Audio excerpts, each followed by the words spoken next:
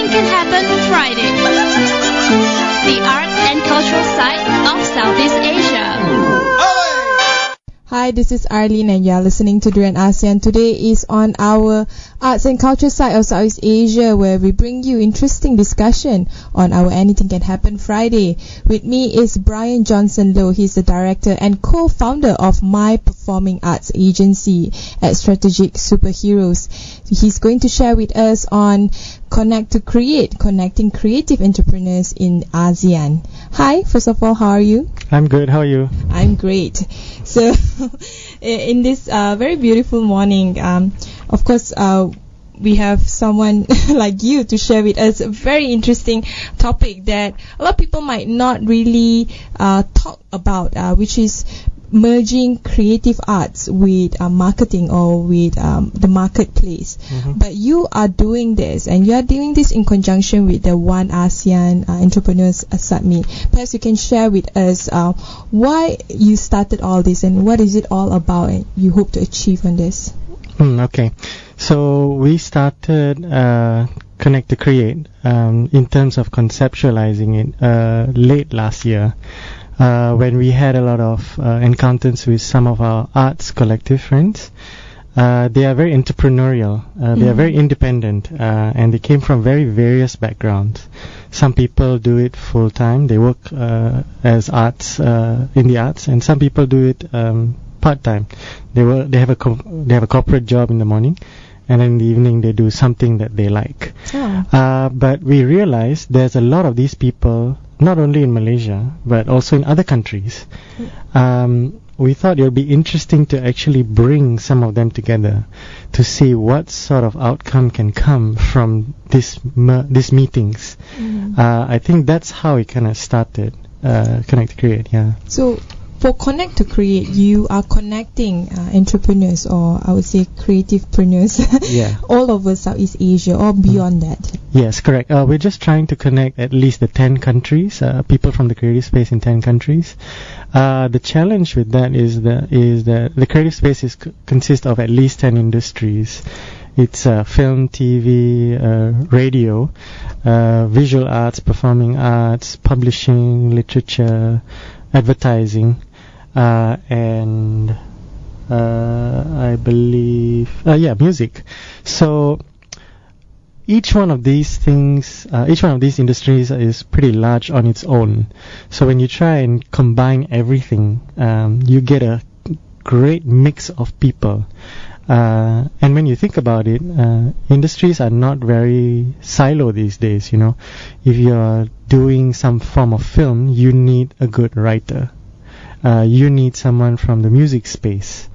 So they are all somewhat interrelated. If you do the traditional way of doing this, usually people will just ask their friends or people that they know. Correct. But it's very limited in terms of resources. Yeah, exactly, it's very limited. And what tends to happen is that when you produce something locally, it tends to stay locally because you feel that you don't have either the networks or the market outside. But what's interesting is that this problem is actually persistent in all of the ASEAN countries.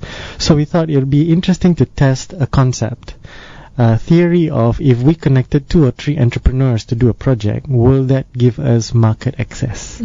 And that was primarily the drive. What is the possibility of Connect to Create if you actually did something together? Was it hard for you to find partners around Southeast Asia to somehow, to tell them that, hey, we are creating this marketplace, or at least a platform for creative people to come together and discuss about issues that creative people face? Initially it was almightily tough because when we initially got our blessings from the Ministry of Finance to kickstart what we call the mini Connect to Create in March, it was actually 3 weeks away from the event, and we had to scramble to try and source for at least 70 creativepreneurs from the region. And what happens is, generally when you receive an invite from an unknown entity to participate in a conference in a foreign country, you are very skeptical whether, is this a one-time thing, is it credible, who are these people, do we need to pay? It says performing arts, but I'm in film, so there's a lot of question marks. But thankfully and gratefully, we had 70 people come from around the ASEAN, and that was kind of the start. We had a one-day imagination session, which we called it imagination because we wanted to test the idea of the possibility of opening up the markets. So it all kind of started from there. But yes, to answer your question, it was tough in the beginning. Before we dwell deeper into the program itself, the whole idea of Connect to Create, is going to be held as a one-day event in conjunction with the One ASEAN Entrepreneur Summit. Maybe you can explain a bit more about the whole event and who you are targeting. Okay, so the One AES ASEAN Entrepreneurship Summit is actually a week-long event. Oh, it's a week-long. Yeah, and it's going to be in multiple locations, but all within KL City. There is some programs that is happening in the Malaysian Design Development Center, some happening actually in KL Convention Center, and some actually happening at the Prince Court newly opened car park. And there's a lot of industries that's going to be holding a lot of programs. You will have people from the tech space, you'll have people from the startup space, you'll have people from the fashion space, you'll have people from the animation space. So there's multiple industries holding multiple programs. Our program is primarily targeted for creative entrepreneurs and the whole spectrum of it. So while the event starts, I believe, from the 17th to the 22nd, Connect to Create happens on the 20th of November, which is a Friday. Yep. And it happens at the Malaysian Design Development Center. And you're targeting around 200 delegates. Yeah, we're targeting about 200 delegates, and we kind of already achieved it. But other people cannot join in. We're going to open up a bit more because I think since their response has been pretty good, so I think we're going to try and fit in a bit more people into that space. So what are the creative industries that will be participating in this one-day event? Well, we targeted all 10 of it. I think from the registrations, I've seen people from almost every industry. There's visual artists, there's performing artists, there's filmmakers, independent filmmakers, there's people from the broadcast space, even radio, and there's also people from the publishing space. So I think pretty much everything except maybe advertising, because advertising has always been the pillar of the creative industry. Most of the revenue of the creative economy comes from advertising. It's a very brick and mortar and old school business. But I think they don't see a great fit in a program like this because it's generally tuned towards younger people. But other than that, we've seen a participation from pretty much all industries. So what do you hope to achieve in this one-day event? So what we really hope to achieve is to kind of open up the mindset of these creative entrepreneurs to say that, you don't always need to think about just Malaysia as your market, or Cambodia as your market, or Laos or Philippines as your only market. This region has huge potential, and the creative space is going to be the next big sector after services, even bigger than manufacturing in the next 30 years. Treat it as one big market block as opposed to just one country. If you're a writer from Brunei and the population of Brunei is really small, you don't have a choice. You really have to look at ASEAN to be sustainable. If you come from a bigger country like Indonesia, don't think that you're limited to Indonesia. You actually have other countries like Malaysia, Singapore and Thailand that's also interested in Indonesian content. So yeah, treat it as one big market and make those connections to make it happen. Usually it will be the fear that somehow limit a lot of creative people and also people in general to move to the next step and to go from domestic to regional. And do you have panel discussions or in the program that actually addresses problems like how to move out from your comfort zone and try to expand? Yeah, we have a panel discussion actually, and this is an interesting panel because it's not a theoretical panel. It is a panel that came out of a project. So everyone who's involved in this panel actually were participants in the March mini kickoff, we call it. So they know each other and already. they somewhat know each other, except for two of them. So what happened is they collaborated on a project. So this panel is actually going to showcase, discuss, and also launch their product. These are people who were afraid to actually expand or didn't know how to. So in the span of 7 months, I think, between March to November, they had already done it. So the panel serves to actually show people that if you make the right connections with the right people, you can actually create something, and you can actually have market access.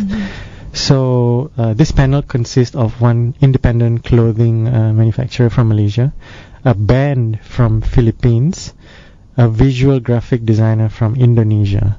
So 3 different countries, and it has provided 3 forms of market access. The Malaysian clothing manufacturer now has market access in Philippines to ship his clothes. The Filipino band now has Malaysia as a new market of listeners.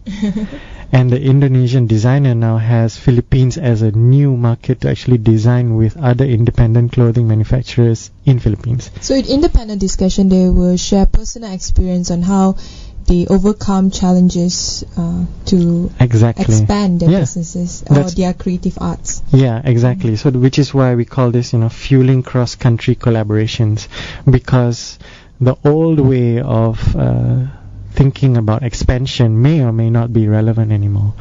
I'll take an example. If you're indie clothing manufacturer, your market is only Malaysia, and you pretty much sell everything on Instagram, you don't have the resources to open up a store in Philippines, because you don't know what's the demographics, you don't know what's the spending power, you don't know what sort of competition you're up against. Let's say if you pick Cebu, you don't know anything about Cebu, and as much as you do online research, you will never get the big picture.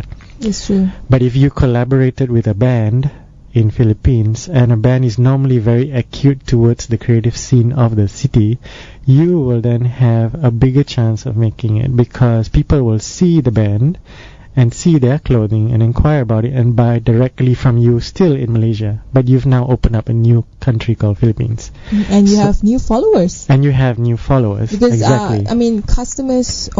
Customers of creative arts are not customers of other consumer goods.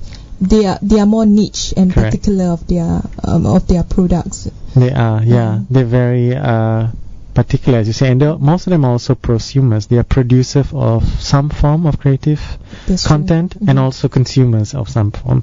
You might be a filmmaker, but you buy local indie clothing.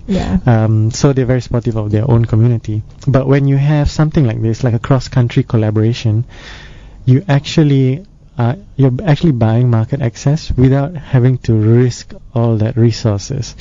And when you put your clothing on the back of, let's say, local independent bands or publishers or something like that, it becomes credible. Because, if a band is endorsing you, that means you have some street cred. As opposed to opening up a shop and hoping somebody actually takes notice. So these are different new ideas of thinking and new ways of actually opening up access. So the point of the panel is to show that they came together with this idea, they did the project, and it worked. And there is going to be an actual product launch. You will see it at the event. So it's not a concept. It's a proof of concept. We'll take one short break. When we return, we will discuss further on Connect to Create. Anything can happen Friday. The art and cultural side of Southeast Asia. Hi, this is Arlene. You're back with me again on Anything Can Happen Friday. As usual, we are going to continue our discussion with Brian Johnson Lowe, director and co-founder of My Performing Arts agency at Strategic Superheroes, regarding on Connect to Create. First of all, I noticed that in your event, your program, that the special remark will be presented by Tan Sri Dr. Irwan Suriga Abdullah, which is also the Secretary General of our Finance Ministry. Yes, that's correct. I mean, first thing that come to my mind, because when we think about finance and economy, usually, I mean, even for ministers, they would focus more on commodity markets, on finance and services, but seldom they focus on niche market like creative arts. Why the shift? Okay, so that's a good question. I think you've noticed in the past 2 years, at least, there's been an astounding push for startup culture. Oh, yes. And startup culture depends pretty heavily on innovation. It requires the young of the country to actually come up with innovative products. But I believe, and through our discussions with the relevant stakeholders, that, you can't force innovation. You actually have to cultivate innovation, the spirit of innovation. Our education system currently suppresses it. You are taught to memorize everything. I think the whole of Southeast Asia kind of have like the same formula of tests and memorizing facts. Well, I don't know about the rest, but I know about Malaysia. So it's like you are required to only just spit it out. But when you come into the real world, that's not the case. You don't have answers to remember. It's the same thing with innovation. You take something existing and you make it better. The make it better part is the creative part. Yeah. But I want to add in, I mean, for parents, traditionally, they don't really see creative arts as a safe employment option. Yeah, that's true. I mean, you can ask any parents, even the younger generation, they treat it as a hobby. Like, okay, you can do music, you can do arts, but your real job is in the corporate world. Exactly. Yeah, and I think it's still persistent these days. Not as much as before, but it's still a problem, and I acknowledge that, because there is really a problem with sustainability in the creative space, and I don't deny that fact. But coming back to why he is actually giving a speech, is because he realized that to be a really innovative country, you need to cultivate creativity. And if you look into the core of creativity, is actually arts. Core arts such as visual arts, performing arts are the two biggest contribution towards a person's creativity. From there, you actually escalate into other adapted creative platforms such as spoken word, such as filmmaking, such as radio. These are all an extension of what was the core. Only when you have a lot of exposure towards creativity and being creative, whether you make it or not, that's when, as an adult, you actually apply your thoughts and methodologies of being creative, either whether it's from the head or from the heart, into being innovative. He now sees it. And he realizes that in the startup community, a lot of products are coming up and coming out there, but it's not creative enough to compete with the giants from the Europes and the US. Actually, you are right on that. I mean, just a bit of a side story here. A lot of analysts are looking at Asia as the biggest market for copycatting products, but we are not the innovators of products. So whenever we have good products, we might improvise it, or we might we might be good at copying the exact same design or look. But when it comes to creating innovation or doing this destructive economy, I don't think we are there yet. I mean, education is one thing, but in terms of the environment for creative people to somehow expand their creative and innovative thinking, do you think the space is still limited? I think the space hasn't achieved its full potential, and there is still a lot to actually gain in terms of traction. The market is actually now very much in demand for creativity. If you look at social media, everyone needs a catchy design. That comes from a visual artist, correct? Everyone needs content, so that comes from a writer. So if you look at the shift from manufacturing towards knowledge and now towards creativity, it is already happening. So a lot of people who couldn't sustain themselves being writers last time are now really in demand to be content writers for a lot of the .coms and portals that's coming out now. So the shift is already happening. But what I think we haven't been able to articulate is what is the size of this shift. Yes. What's the revenue that's pulling into this market, this economy called the creative economy? How many people is employed really doing this full time?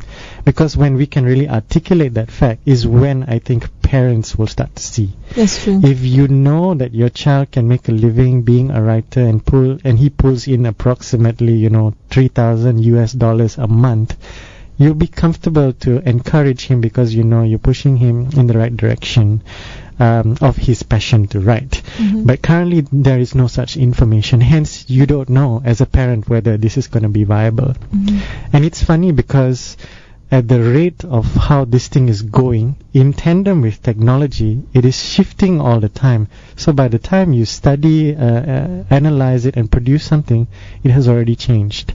If you look at the advent of technology in the past 10 years, what was hot 10 years ago is not anymore. Yeah. Friendster and all of those is gone now. It's not big anymore. It's so fast. So fast, yeah. And even stuff that we are very used to, like Facebook and all, is not in anymore. Now it's... And how old are we again? Yeah, I'm young. I'm 19 and a half. But yeah, it's Snapchat and Periscope. These are more current stuff for the current generation. And so in creativity, it's the same. Things are moving at a very fast pace. So parents pretty much now have they're balancing themselves in a very critical time. You cannot dismiss the need for creativity in your child, because if you do that now, in 25 years, they will not be relevant anymore. That's true. The copycat industry will not be there anymore because there will not be anything else to copy. That's true. You need to be innovative. If you be innovative, it comes from a subset of being creative as well. So I think that is our direction in this. Yeah. Creative markets can only flourish when you have creative consumer. Do you think Malaysians in general, or even Southeast Asia, if you can go to that scale, are creative consumers? I think it's growing as well. In the past we always consumed a lot of content on YouTube from the US and Europe, but you see a lot of very interesting, catchy, localized content being produced and consumed now. And not all of them are actually professionally produced. They're very amateurishly done. But the fact that it's being done, they've taken the time to produce a video and not to make money out of it. It's just another form of expression, which is basically art. It's an expression. So it's being accepted now, and more, I think there's a lot of localized content that we can say is really good, world-class content. Yeah. I want to go back to the panel session that you discussed earlier, because we haven't really introduced the speakers, which are really well known in their own area. Yeah. Perhaps you can share more about them. So I'll start with our friends from Philippines. Kaloy is actually one of the members of Above the Line Productions, which is a production based out of Cebu, Philippines. But he used to be one of the... people cannot pinpoint where is Cebu in the Philippines. It's south of Philippines. It's one of the, I think it's the second largest city in Philippines, and they have a love-hate relationship with Manila because the history is that they were supposed to be the capital of Philippines. Aww. So they're very strong in their identity as a Cebuano. Wow. So I learned that only because I went there. So, but Kaloy used to be one of the founding members of a big band called Urban Dub. So he came for Connect to Create in March, representing the music and also the content side of Philippines. Then we also have Choki. He is interesting because I like his name, Choki. Yeah, and what's more interesting is that that's his only name. Really? He only has one word, Choki. No his last parents name. are actually genius. It's like, yeah. So on his passport, first name Choki, last name Choki. So he is another very interesting, humble, down-to-earth character. He was a storekeeper, but very gifted as an artist with pen. He started drawing as his hobby for years. And he did so well in drawing that he actually left his job in storekeeping to become a full-time designer for some of the world's top bands like Motley Crue, Lost Prophets. So he actually designed t-shirts for them. Wow. He's done over 200 metal bands in the world, and he's done all of this without a website, purely from recommendations, one to another, to another, to another, to another. And he's self-taught, not only in drawing, but also eventually in Photoshop. So he's an interesting character, and he has every passion to actually tell people that, you can do it if you want to. He came from nowhere. So, and he's become really good. He was talented, but he also advanced his skill to become relevant. And he picked a sector, which is music bands. Then you have Panu, which is Chokis from Indonesia. And Panu is back also from Philippines. She is actually the band manager for Dimfna, which is a band based in Cebu. She is also a visual artist. She goes to cafes and she actually draws the menus that you see with on these cafes, the quirky fonts. So she uses chalk and she actually draws them. She's inclined in that way, but she also manages the band. And then we have the 5 members called Dimfna, who is a band that is based out of Cebu. They've been around for about 5 years. They have a very strong local following in Cebu. Last but not least is a Malaysian by the name of Kuku Besi. He runs a clothing brand called Empire Kuku Besi. Must be a dictator.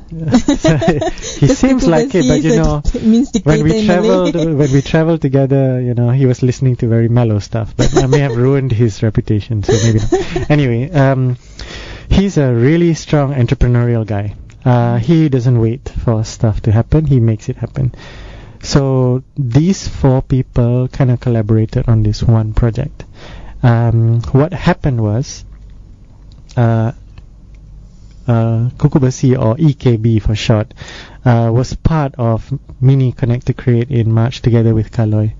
And I had actually instigated EKB to say, what's your next vision? What do you want to do? Because you pretty much have 6 stores in Malaysia, a thriving business, almost 100,000 people on Instagram. What's next? So he said he has been trying to go to Europe, he has been trying to go to Gold Coast to open up stores, but he said he really wants to try something in Asia. So I said, why don't we try something in the ASEAN countries? Pick a country, do your research, pick a country, tell me which one is it, and we'll take it from there. So he picked Philippines because he said it's a thriving creative community. A lot of things are happening there with minimum support from the government. Absolute entrepreneurial drive. So I said, okay, great. Kaloy is from Philippines, so let's talk to him. And that's literally how this project started. Kaloy shortlisted a couple of bands and said, you know what, you should endorse a band as a way to get your brand into the local community, because the community is your consumer, not the mass market. So we bought into the idea. He shortlisted 5 bands and we picked out Dimfna. We had a couple of conference calls on Skype. And we listened to their music together, me and EKB, and I told him it's your call. And he made the call and he said, okay, we're going to do this. What we're going to do is we're going to endorse the band for 1 year and come up with a number of multiple designs for the band. And so when they go and play on the main stage at all these festivals in Philippines, they use their brand, Dimfna brand, but it's actually an EKB design at the bottom. Interesting. And we'll use that as a form of marketing. So the band was absolutely excited because they have been playing Cebu and Manila for the longest time. And to them, they don't know what's going on in Malaysia. They don't know what's going on. That's the biggest problem here. Yeah. We don't know what's happening on the other side Exactly. of it. We know everything that's going on here, and it's the same thing over there. So they were really interested because they thought, this is an excellent way to actually get the band and their music into Malaysia through EKB stores.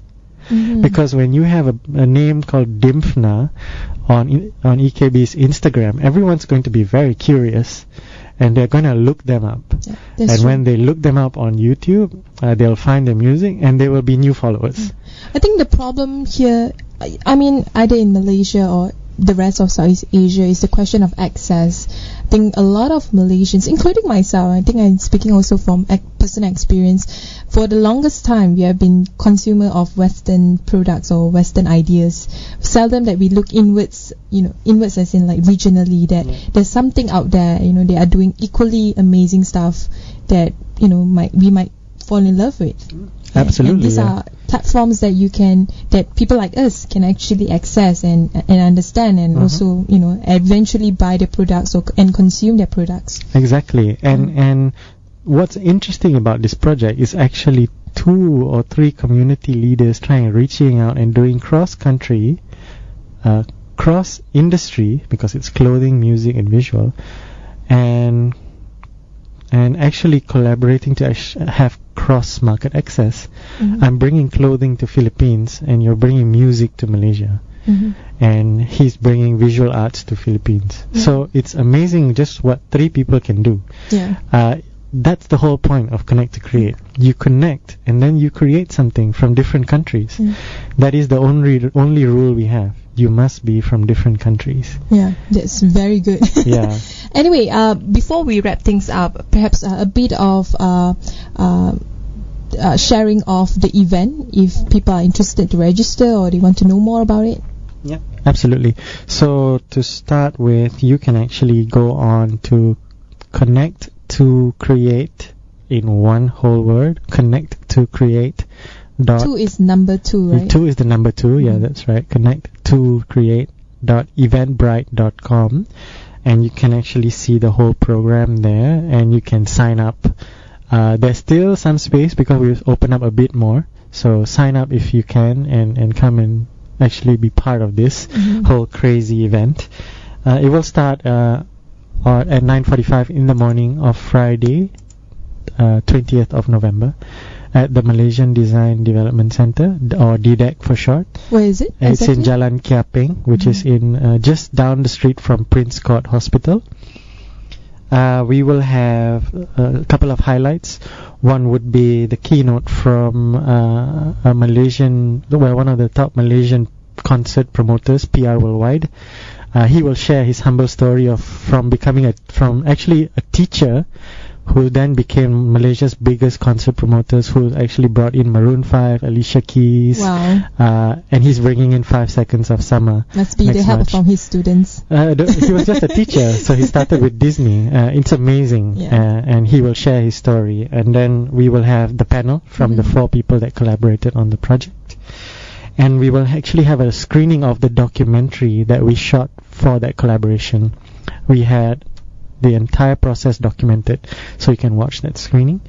We will take a long lunch break for Friday prayers, but in the afternoon there is going to be a workshop to teach you actually how to collaborate on projects and to start up your own business, but not on a local basis, on a regional basis. Oh, that's amazing. Especially so if there are people out there who are budding creative arts entrepreneurs, they can join and just learn come more and about join, connect with other people, and then try and think of ways to collaborate on certain projects that will bring your skill sets outside of Malaysia. Okay, and then the last thing would be a closing by the band himself, which is they're going to play a couple of their songs, Dimfna from Philippines, and then we will end at about 6:30 p.m. on Friday. That's amazing. Short and sweet. Short and sweet. Yeah. And I think I want to before we end the show as well, I want to give a bit of a brief about My Performing Arts. One of your biggest or most significant I would say event recently would be the Bora Arts. Yes. But you also do a lot of different other events that are arts or creative focus. Yeah, correct. It's good to actually give you some context. My Performing Arts agency was started by Izan and me for one thing. We are actually an ecosystem fixer. So we look at the ecosystem of performing arts, figure out problem areas, and then come up with platforms or events to disrupt it. Funding was always a problem, and you mentioned Bora Arts. Bora Arts comes from a subset of engagement issues. the corporate world who funds the arts, the governments who funds the arts, and the arts communities who actually receive the funds, they don't engage much. So Bora Arts was created to have that pure engagement between these three parties and to provide access to all these three parties. So Connect to Create is another problem which we see, market access. Hence we created Connect to Create. So MIPA is all about looking at gaps, identifying it, and then trying to narrow that gap through our platforms or our events. That's how we do it. Very interesting. Anyway, all the best, and thank you for coming to Dren ASEAN and sharing this. Thank you for having me.